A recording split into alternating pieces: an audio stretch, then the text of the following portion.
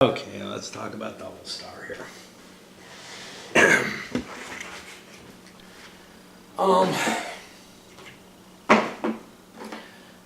So, I guess there are a couple of kind of neat things this game does.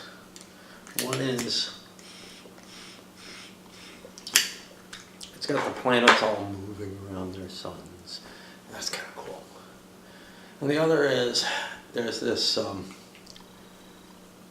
strategy chits or tactics chits or whatever, which greatly influence how battles operate. The problem is the game itself doesn't go much beyond that. It becomes just build a force of ships and fling them at each other. And there's two things that affect your outcome on the game. One is your initial force selection. There's no real building in this game. I didn't play the third scenario, which is, I'm sorry, raid is actually, yeah. Raid is the third scenario. The first one's sneak attack. Maybe I wrote raid down as the first one. I don't remember. I played sneak attack. The third one is raid, and well, raid might be the most interesting of them. You only have 100 points of production, and you have 60 points of additional budget. And all you have to do is destroy one industry marker of your choice. That seems the most possible victory condition. The sneak attack was possible as well. As we showed, it was very possible. And somebody is guaranteed to win sneak attack. Raid, I don't think anybody's guaranteed to win, but there's a good shot at it. The Armageddon scenario that I chose to do last, it doesn't feel like a war. It just feels like bigger piles of ships smashing into each other. It's kind of hard to justify these different scenarios because if you have the whole Navy, you'd think you'd use it. So, you know, it's just kind of a configuration of how many ships you want to have in play. The main problem with it all, well, first of all, the rules are incredibly sparse, which makes them very easy to read, and you can kind of get an understanding, but you're left with this, okay, is it, you know, am I doing things right all the time? And you can't possibly know the answer. There's not much in the way of errata. It's gives you enough that you can probably figure out on your own if you're playing solo, or maybe come to an agreement how to interpret them. But it's really, really missing large chunks of information. It's not information, though, that's hard to come up with answers for, is I guess the important point. So like there's games like Popes and Princes, which I need to get a copy of, but it's not worth $30 for such an incomplete piece of garbage, which is what it tends to sell for. It's just a little pamphlet book. Popes and Princes has some great ideas in it, but that's all it is just great ideas. It's not a game. You know, I mean, you couldn't even try to play it and just fill in the gaps. This you can fill in the gaps for without a lot of stretching. You don't have to make up new subsystems and this, that, and the other. You could take this game and use it as a starting point, and maybe you could come up with something really interesting from it. So the big problem is, because there's no production or anything, it just becomes a conflict between the two fleets. And you really don't want to do what your victory condition goals are in part. You know, you want to defeat the other guy's fleet so he can't interfere with you, so he can't destroy your fleet before you start wasting resources of your ships and trying to achieve your victory conditions, because you're not going to achieve them all unless your opponent sets up very poorly, unless you wipe out the enemy fleet, because it will step in. Now, the one exception to that may be the Armageddon scenario is that way. The sneak attack and the raid scenarios have a certain amount of I think, ability to try to slip around the enemy and try to get a cool action off on them. But the point is, there's no big scenario that works, right? Armageddon is just throw lots of ships at each other and really win the fleet battle, and I think actually it's very unlikely either side has a chance of winning. The other two have a little bit more. So the two things that affect the Armageddon scenario, the first one is your initial force selection. You're playing a game of Rochambeau here, where you maybe will select an initial force that's just more clever than your opponent's, and you may be able to bash your way through your opponent. It's not a matter of just more clever, but it's like the counter to whatever your opponent solves. I don't know if that's possible, whether by groupthink of the single player. I love this idea. Solo play is the worst possible case of groupthink. Somebody brought that up, and yeah, it's really kind of true. Now, with my capability to, split my brain up and everything, it generally doesn't tend to be that terrible, but I know that I play with a certain pattern in mind, and it's very, I approach games and I have certain patterns that I just develop about them, and it's very hard to kind of see the other patterns. So like, in 18xx games, I always play to prevent myself from being a full-on loser of the game. And if you're playing in a bigger group, there may be people who are like, well, I'm willing to take a slight chance of coming out on top and give up a second place position because of that.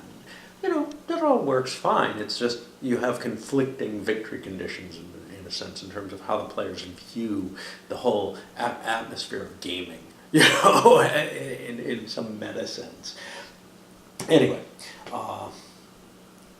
I would not be surprised if there are configurations that one is dominant against the other in this system. However, it wouldn't ever always be dominant because the randomness of the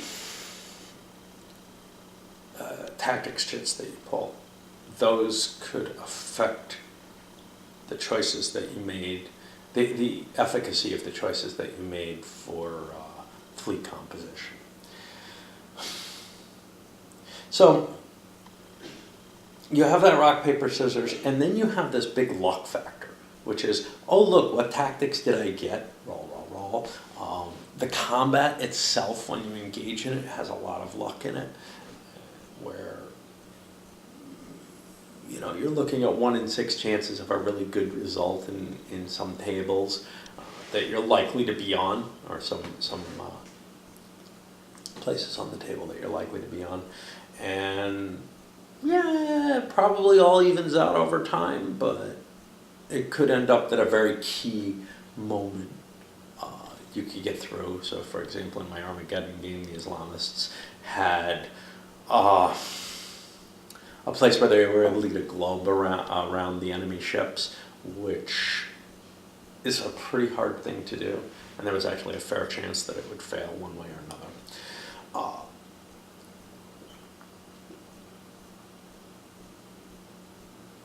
And with no advantage to themselves for it failing. It's possible the key tactics that you kind of need just because your tactical selection was bad, like the chits that you were randomly given are bad, well, you might have one good one and that gets blown away by chance, and now your fleet just really doesn't have the same firepower as your opponent's fleet does in the same kind of circumstance. And so those are the two things that affect the Armageddon scenario. The thing that affects additionally the other two scenarios, certainly the one that I did, the sneak attack, but also it looks like the raid, is that you might be able to slip in under the enemy. You send a big force and you kind of dodge around the enemy and manage to get a hit in on them that can win you the game without it being particularly, without even having the big fleet battle. And the problem there is defense is weaker in that situation. So defense dominates the Armageddon scenario. The other two scenarios, you have to kind of cover everything, which means that, especially if there's hidden squadrons or something like that, which are not covered in the rules at all. It's just, hey, this would change the flavor of the game. Especially if there's something like that, it might be very hard to intercept the enemy as he comes in towards your planets.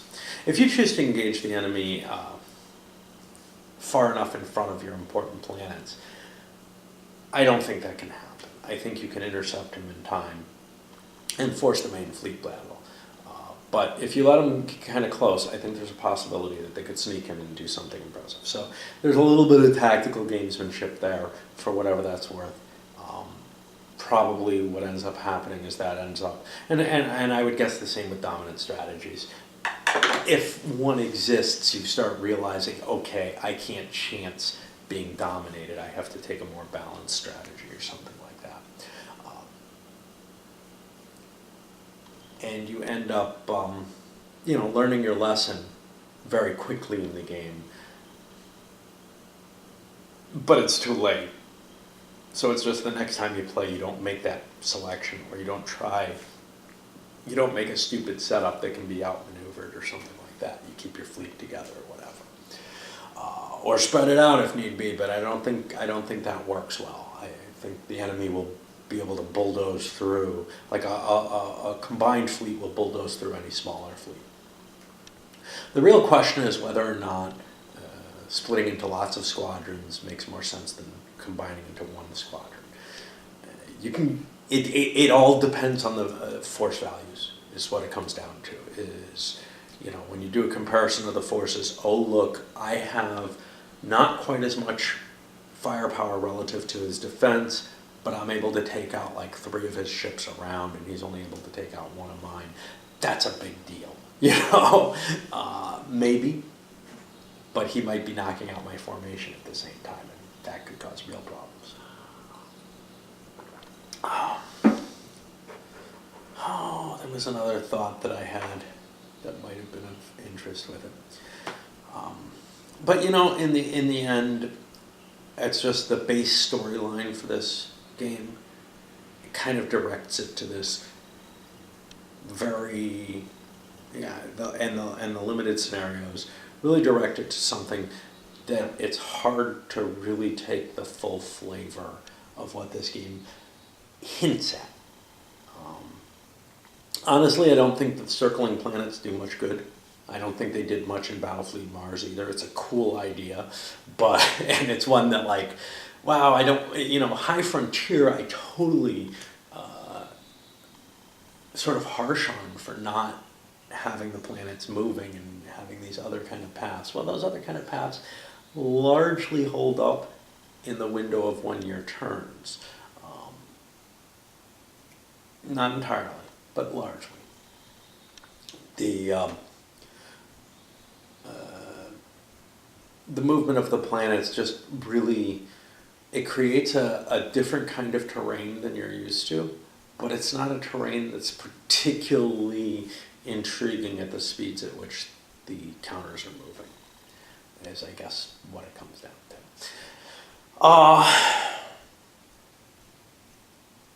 The tactics chits are something that I love the idea of. They seem a little too generic, and they generate something that doesn't really, so they're very interesting at this level, where they really reduce the amount of die rolls that you have to make for combat. But certain things about them aren't fleshed out enough. For example, should you be able to just say, yeah, I'm not using tactics anymore for this battle, and what happens in that condition and whatever, because a pursuit especially would make sense if you broke up into smaller groups, some without tactics, and just chased enemy ships down and shot them up.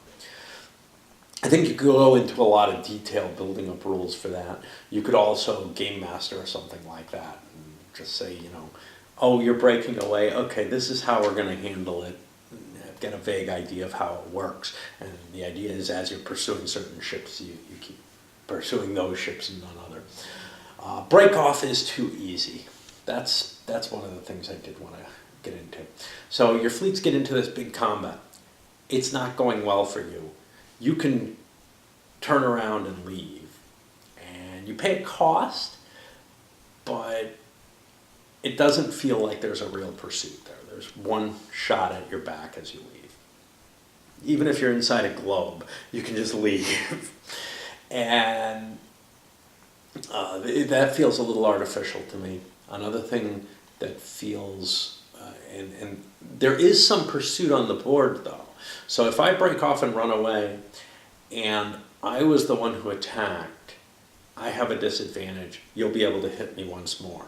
But you'll only get 2 rounds of combat against me before I can, well, you'll get 1 round of full combat and 1 round when I'm leaving again, if I choose to just keep fleeing. And I probably will choose to keep fleeing, because unless my ships got disrupted, whatever came into effect, tactics counters, ships being destroyed, whatever came into effect that changed, and it's probably the tactics counters, that changed the situation so I wanted to leave, is still going to be in effect during that 1 pursuit round. After that 1 pursuit round though, or 1 turn in which a chase is possible where you hit the enemy, it's never again possible. And the reason for that is all the ships basically have the same speed. No, they actually don't. But your squadrons do, because they're all limited to the command cruiser. And the command cruiser has a speed of 2. And that means any of your faster ships, if they get caught by anything but using a command cruiser, they're in trouble. Now this is where the slip around the enemy type scenarios might work, the ones other than Armageddon, is you might build squadrons of quantities of fast ships, move in towards the enemy, get him to commit in one direction or another, and then break off your fast transports and whatnot, and try to get your victory conditions for the scenario goal. That becomes a weird little bluffing game, I think, or whatever, and a maneuver game, and I don't think that sounds all that terribly fun either. We didn't see any example of that. I'm not willing to set this up again to try to play that out, because honestly I think that's going to be something that isn't going to be that interesting if all the counters are revealed, and if they aren't revealed, it just becomes a pure hidden information situation where, well, I don't know what he's got, I don't know if he's going to be able to slip away and hit something or whatever. But it does force you into a position where you're not willing to commit all your forces to one big battle fleet and just slam them together.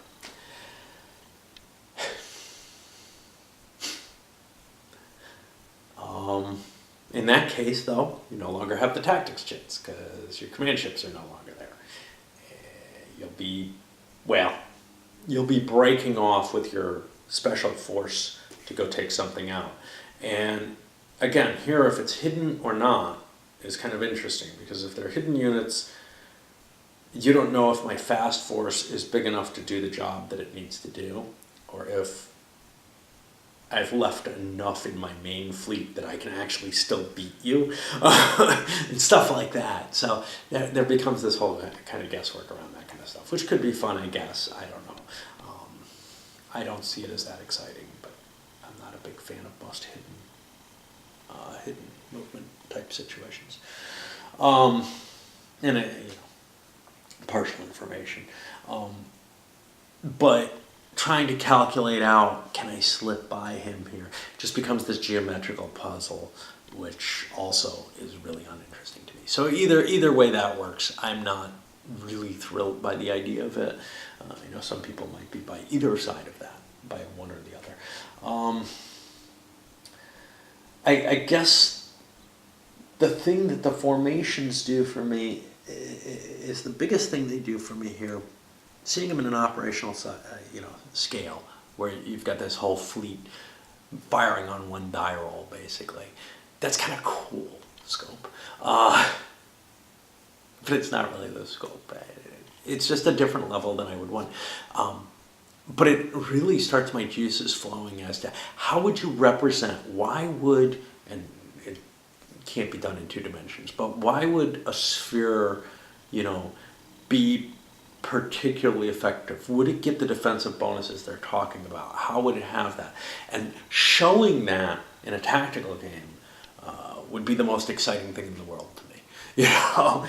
Unfortunately, the tactical games that work in 3D don't seem to really show that. as far as I can tell. They don't show any of the assumptions that this is trying to portray. Some of them make some sense, right? A cone, what's the advantage of a cone or a wedge? Well, with a cone, you have, I assume, the wide opening coming at the enemy first, so everything can fire through there and you can concentrate all the fire on to one enemy with no big problem. Okay. With a sphere, the idea is you've got it around the enemy, you can all concentrate your fire inside and hit one enemy unit. Yeah, good and get it. With the wedge, I'm not sure why you can't fire at everyone, because if it's positioned correctly, it's almost like a cone type situation. And you could do the cone either way, right? If it's opening up wide this way, all the ships could shoot this way from the point. And if it's the wide side's facing you, well, it's just the points at the bottom. Well, how is the wedge any different? The wedge is only really different to me because it's protecting ships inside of it. It's like a closed cone, right? Well, maybe not. And here's where the firepower rules on the wedge kind of make sense. If you want a wedge to actually work and protect something, you have to kind of close off the back end too if there's a sphere against you or something like that. So it's not just a cone with the tip closed off. So that's why the firepower for that is weaker. I'm not quite sure how the cylinder is particularly good at firing or defense. It seems like it would be worse at both. So I have trouble really picturing what he has in mind for that. But anyway, there's certainly something to think about the idea of representing the formation as such, at a higher level. But it does really make me want to try to play out space tactics using good formations in a tactical scale game, which I have not seen work. SFB, the ISC has a formation which doesn't really work very well. And you can come up with certain ships, the lighter ships in front, the bigger ships in the back, to kind of be more protected, this, that, and that, the other type of thing with that. But you don't get a real formation feel to it in the same way that you do here. And certainly not the 3D formation, which is the exciting thing. Anyway,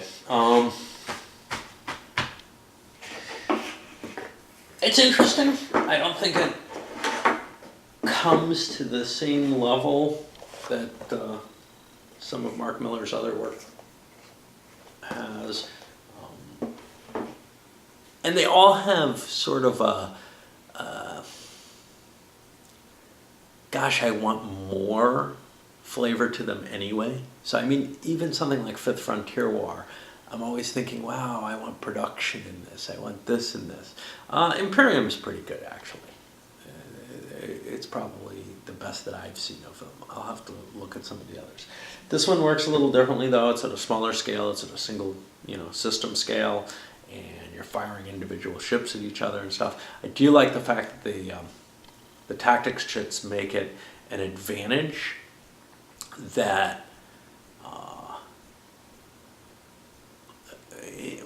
they make a play advantage in that they reduce the number of die rolls. So if this game was played without the tactics chits, you'd be rolling dice for each ship against individual enemy ships. Pink, pink, pink, pink, pink. And, the way the combat table works, you wouldn't do much, but you have a lot of games that do that, where you pick a target, where you pick one of your ships and you pick a target for that ship and you fire at it, and then maybe there's a save. And then you do that with another, and you do that with another. And oh boy, is that tiring and painful. Well, this takes that away because it makes one squadron versus one squadron basically a single die roll from each side, as long as they have their tactics chit in play. If one side has a tactics chit and the other doesn't, chances are the other one isn't going to do squat if it's a big enough force for the tactics using one. However, it still takes forever to fight out a battle and there's this annoying calculation mechanism going on, which I tried to improve upon with my with my little, tracking number of ships and strength and all this. Which definitely helped. It's easier than recounting every time, but it's tedious and painful to do.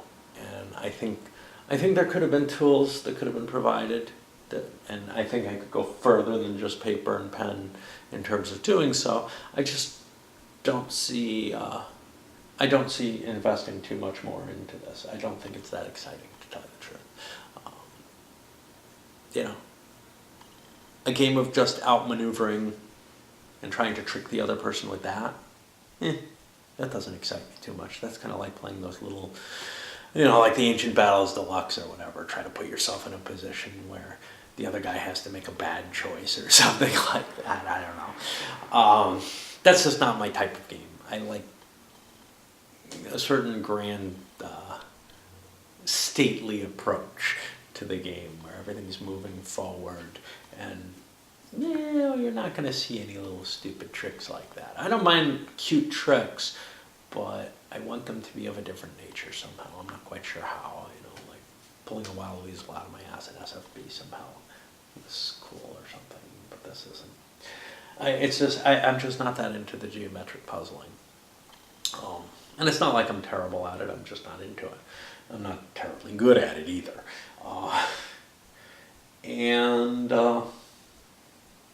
Otherwise it becomes just an exercise in tedium as the two fleets smash together. And that's not too interesting. Or you make this great guess at the beginning and configure your fleet in a way that the opponent didn't think of, that works really well against whatever he did think of. Anyway, so game with some really neat ideas behind it that get you thinking.